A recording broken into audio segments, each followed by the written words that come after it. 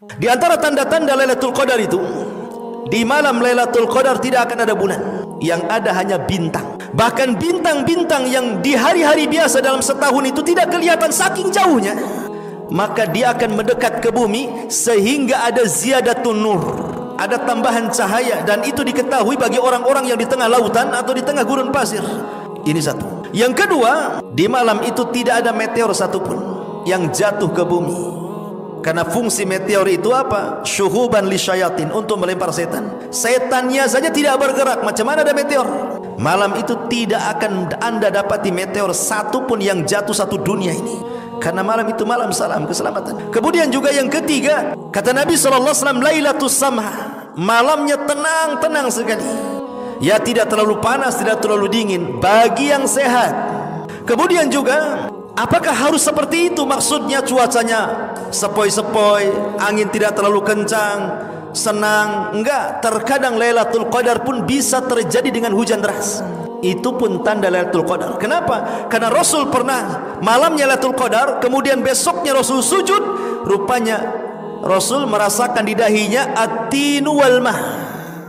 Jadi ada air dan tanah yang menempel di dahi. Maknanya malamnya hujan, sehingga tidak mesti cerah gitu cuaca Lailatul Qadar. Bisa saja terjadi hujan deras malam itu Lailatul Qadar. Tapi walaupun hujan deras tidak membahayakan, tidak ada angin kencang, ya hujan-hujan gitu saja. Karena hujan itu salah satu tanda turunnya rahmat, turunnya para malaikat itu saat hujan. Makanya doa sewaktu hujan itu mustajab, dan itu juga sebagai tanda-tanda Lailatul Qadar. Tetapi tanda-tanda yang paling jelas Lailatul Qadar itu justru setelah Lailatul Qadar lewat dari kita. Kapan itu? Di pagi hari. Malamnya Lailatul Qadar, paginya itu tanda-tanda yang paling jelas. Apa itu?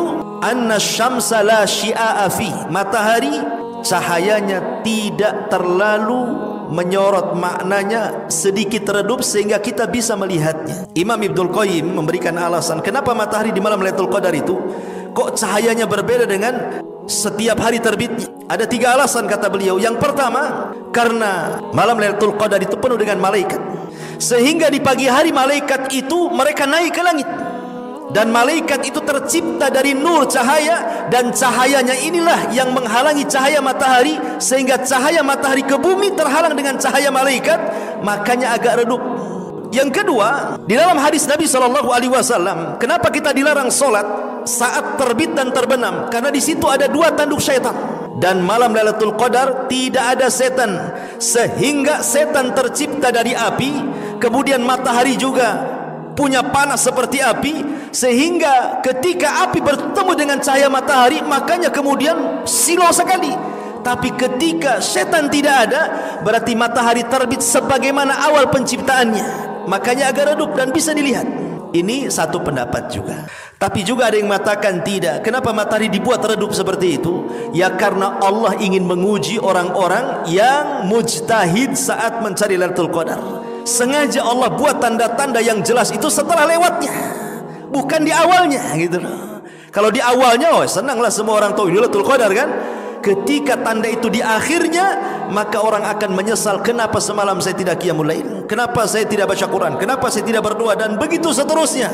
Makanya dibuat tanda-tanda yang paling jelas itu di pagi harinya. Maka hidupkanlah malam Lailatul Qadar itu dengan menghidupkan 10 malam terakhir Ramadan. Tidak mesti 1 malam suntuk, minimalnya ya 2/3 malam atau 1/3 malam. Jangan sampai 1 malam itu terlewatkan tanpa ibadah, gitu maksudnya.